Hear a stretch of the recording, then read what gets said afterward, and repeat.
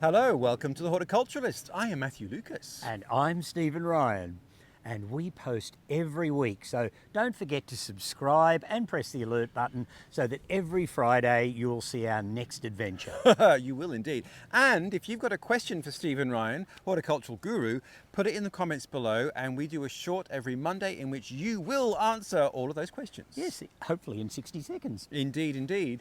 And Stephen, why are we standing in the middle of the road? Yes, well, this is my wee little street that is a gravel road in Macedon, and the reason we're standing out in the street is we thought we might actually go for a guided tour around my garden and have a look at most of what's going on at this time of the year. And we'll probably do it seasonally so that you can see different things at different times of the year and how the garden's functioning and working. And that means it's 1 of 4. Now, with the brilliance of technology, if we just swing around here, ta-da! Yep. There is your house up there. Yes, you can just see the house and the driveway leading in. And the driveway leading in. And in fact, we have filmed many a thing. I mean, just here is the ferula. Yes. Which we have made, I think, standalone videos about. Yes. And it's cropped up in many things.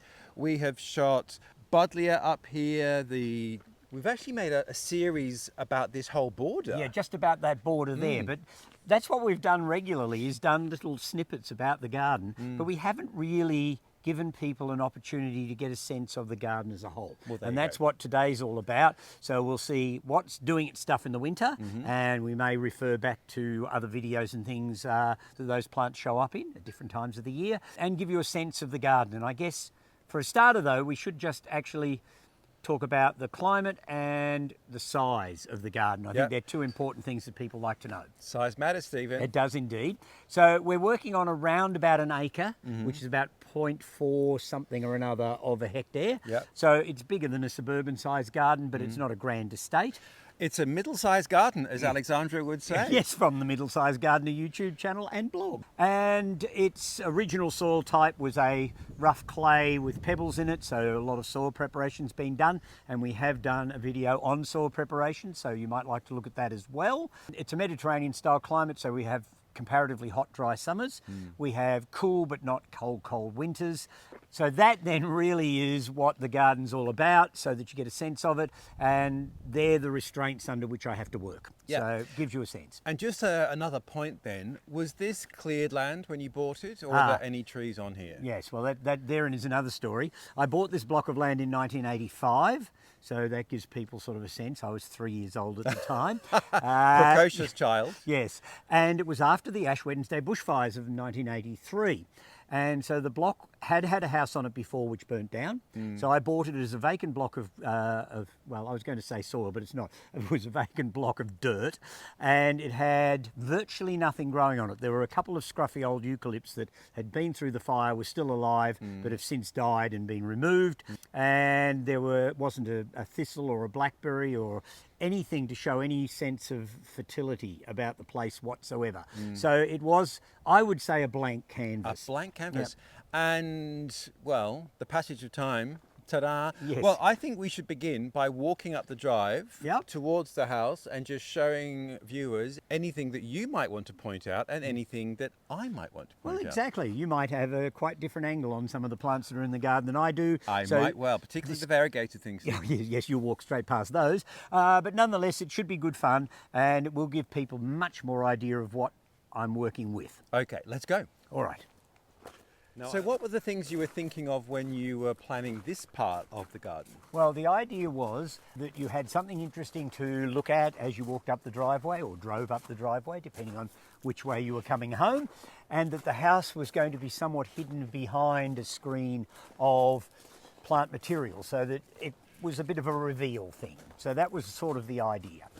Well, right at the very entrance is your amazing golden bamboo, which we have covered in many a video, but it is a stunning bamboo. It is beautiful, and it is a running bamboo, so be aware. Yes. It's one of the Philostachys, which are a thuggish group of bamboos in general, and it's eventually going to be a grove of bamboo that may or may not one day completely close off the driveway, who knows. But I'm managing it so far, and I'm cleaning it up, and I'm enjoying it, and it is the most beautiful of bamboos. So it's Philostachys vivax, AUCHROMA, which means golden stem. Wonderful golden colour. Okay, Yeah. let's go and look at more things. Yes. Okay.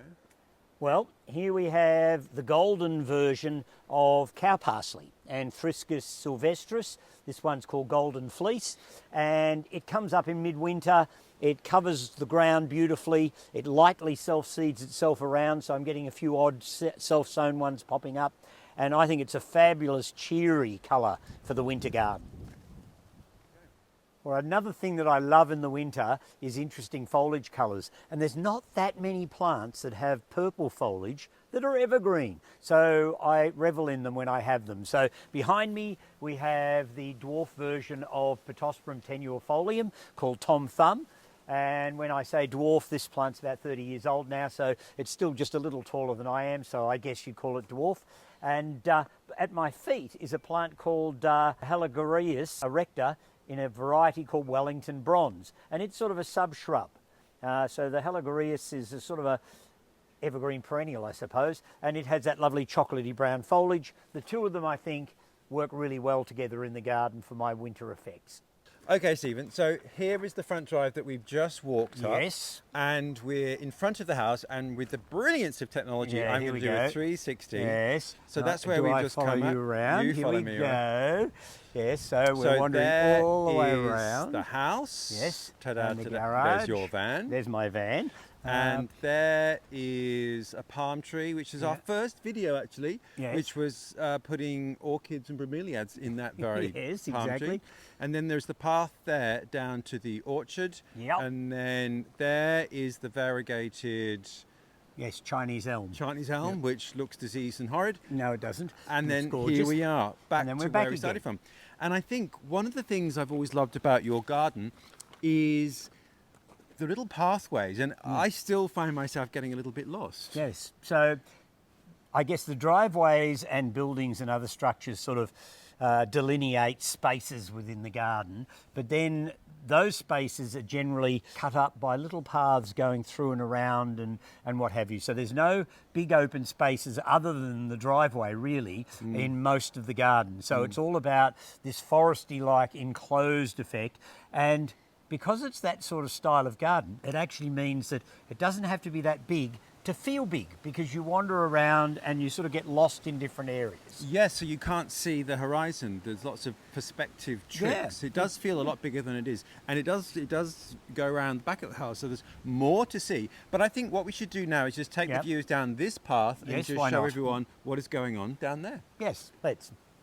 All right, Stephen, let us go along one of your little pathways. Yes, which we won't probably be able to walk necessarily together because the paths are so skinny. Yes, now what is the thinking behind skinny paths? Well, our garden is an intimate garden in lots of ways. Yes. So it's a place where you don't often walk around as a group, you walk around individually and enjoy the garden on your own. Yes. And also the other reason for having skinny paths is, of course, it gives me more room to plant more plants. Now, talking of which, another early video of ours. Yes, the IOCHROMA grandiflora. IOCHROMA grandiflora. Yes, yes, which has had a name change, but let's not go there. No, let's not worry. And also, what is this called again? Oh yes, the Mexican tree marigold, Oh, the smell of which is the just smell. stunning. And it's midwinter and it's And still it's in still bloom in flower. and So- smelling fabulously. Yep. So we're kind of wending our way back down, and this path then brings us out Straight back onto the the driveway. drive. And if we do another 360, you'll get a sense. There we go. There's the Yeah. drive. There we go. And as we spin right round, baby, right round, Yes. there is is the the house, house. which is where we began. But before we go anywhere else, Stephen, so we're underneath the variegated elm. Chinese elm, yes. And there are a set of steps over there where we film cyclamen and other such things. Yep. But that also leads into, I guess, the drive curves around. It's like a semicircle. So the bit in the middle is there, which also has a body of water in it. Exactly. Well, you've got to use every space. So should we go and explore that? Yes, why don't we go and have a look at the pond down there Come as on. well? We also have a playlist on how to use water and water features in the garden. So do? we're probably connect that below as well. We will, including some of your cunning little bird bathy things made from leftover concrete. Oh, winter aconites are beneath us. Yes, cyclamen as well. So we're mooching our way through the undergrowth, and ta-da, we come out and the sun is right behind us. Yes, as it would be. But- You've got that fabulous thatching rush, ELEGIA capensis from South Africa, which is fantastic And we looks made a good video by the water. out. Yes, and it's in one of our videos. And if you just stand aside, I there will move is, aside, well, you do can't the really see it. reveal. Anyway, there is the pond.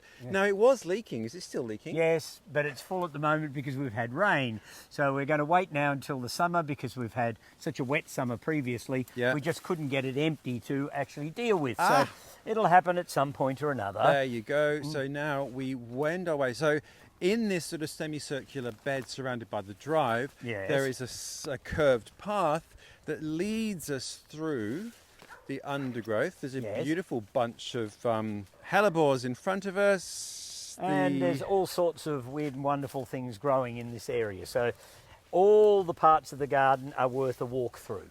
They So are indeed. There you go. And then we come out on our little forest path back on the drive. Yes, here we are, back on the So driveway. there is the street, and if we do a 360, Yes, there is the orchard behind us. and the house. Well, you can't really see it because it's so well disguised. Yes, it's well and truly hidden up in there. All right, off to the next spot. All right, good. Off to the orchard, which is very Chekhovian. Yes. Is it really an orchard, Stephen? Well, it's got 6 fruit trees in it. Okay. Does that constitute an orchard? It does. So the other thing, I guess, is, as you were saying, the planting's quite dense. Yes. And so this is really one of the sunniest spots, well, Yes, particularly in winter. and one of the more open spots. Yeah. So it's our only piece of lawn. So let's do a It's 360. perfectly circular. Yeah. With one of the fruit trees, an ashy pear, right in the middle. Yeah. The other fruit trees have all been offset from it. Yeah. And so this is somewhere where we can come to have a picnic, where we can have family events. We always have our bigger Easter egg hunt starts from here. And can I say, the first time I ever met you was an opera extravaganza that you Yes. have in this garden. Yes, we can sit 100 people at an absolute maximum on chairs in a semicircle on the lawn, and we have a whole group of young opera singers that come in once a year and sing Do their beautifully for us. So And it's a fundraiser for them. True confession, I really dislike opera. Oops. But now you you- love it, and well done, Stephen. Yeah, Right. yes, and they're lovely young people who are working really hard to get into a job that is really hard to get into. Yes. So the best of luck to them, I think. Now, just over there, which I'm going to spin Yeah. around and you can see it behind us, is your notorious Miscanthus duluxii.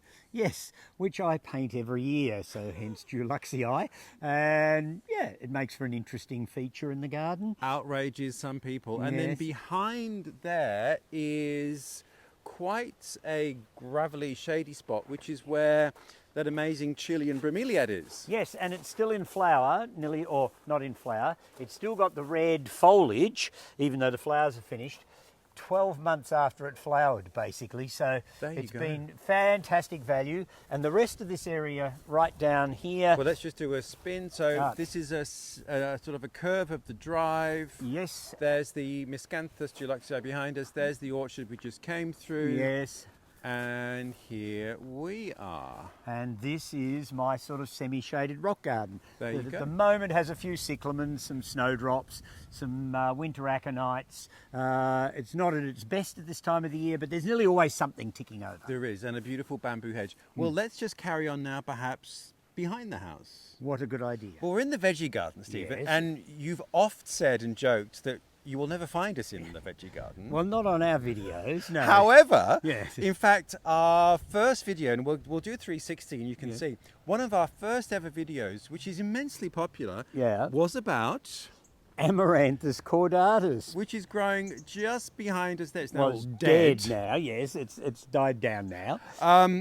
And the curious thing was that I've just always loved it. And when I came to your garden for the first time for that opera recital, walked up here, I saw it and I took a picture of it, didn't know, Stephen, at that point, and thought, what is that? So it's funny. It's the first thing I really remember from your garden, and it's one of our most successful videos, weirdly enough. Yes, strangely enough. You never know what people will jump at.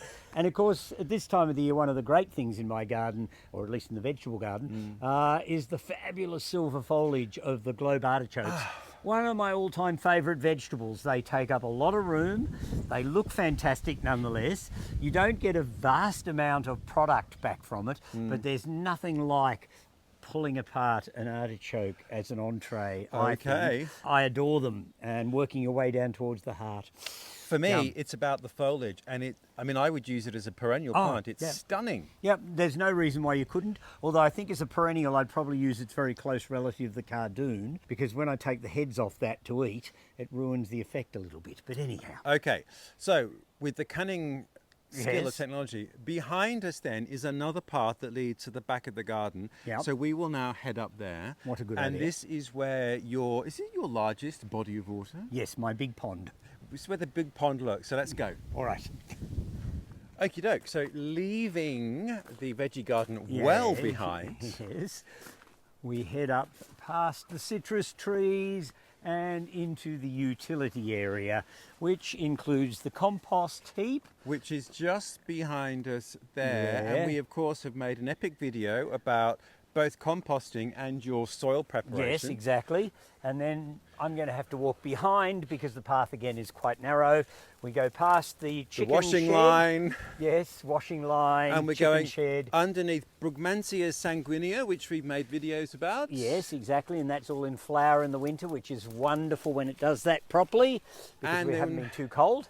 We come out onto what is really a very different feel, isn't it? Well, it is, because this is sort of it's a big body of water behind us, which is covered in duckweed at the moment, or floating fern, but nonetheless, it gives you this enclosed feeling with all of the plant material around you as you wander up through this little path, and it goes right round the pond and will take you right back to where you started from. There you go. So it's a circular route. It is indeed. Yeah. And as we walk around, yes, you might we'll show you some footage of the pond, of course, and the bridge to nowhere that I often teased you about, which is just there. Yes, my pier, or your jetty, or whatever you want to call it. And so we're walking around the pond and now entering into a sort of a little copse of eucalypts. Yes, these are all natural eucalypts that are growing where they actually came up of their own accord many, many decades ago. So they're just a little bit of the original dry sclerophyll forest that where my block of land is now was once. And we're just crossing a boardwalk over a bit of a swampy spot. The boggy bit. The boggy bit. Mm-hmm. And then looping back past a whole lot of arums and tetrapanax. Yes, in fact you've got to duck and dive around the tetrapanaxes. Oh, look out, here we go. And there is behind us is the path, just behind you, Stephen. Yes, back there to take you to the jetty. The jetty to nowhere. Yes. And then we circle back and we are at the other side of the compost heap. Yes. So, not huge, no, but it feels as though we've been on quite a garden journey. Well, a trek even, perhaps. And so we're back at the chook house. Yes, with attendant chickens. There you go. All right, well, I think there is one other spot we should go and look at. Yes, so we've still got one section to go, and that's what I would probably call my little tropical forest in behind the house. So we better go have a look at that as well. Let's look at the tropical forest. All right, let's go.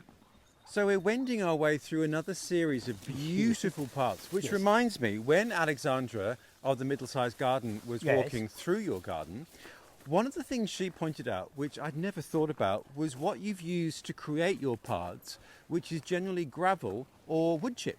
Yes, exactly. So it means then that the paths are not locked in as they would be if you had proper edgings and what have you. Yeah. So as plants wax and wane or whatever's going on in the garden, I can actually adapt the paths accordingly. As we duck underneath the palm tree, which hasn't got tall enough to get out of the road yet, but it will in due course. Yes. So, yeah, so we sort of waft our way through amongst all of the plant material, including my rare Vietnamese camellia, which is just over my shoulder here. I was just going to say, in terms of things in winter, the new foliage, it's midwinter, is the most stunning red. Yep, it is. It's fabulous. And the afternoon sun is often low enough so that if I'm in the kitchen looking out the kitchen window, the sun actually glows through the foliage. And tell the viewers what this is. Oh, that's Camellia AMPLEXICAULIS, now assumed to be extinct in the wild, but is tenuously in cultivation. So it's still with us at least. And then we are entering under a pergola and we are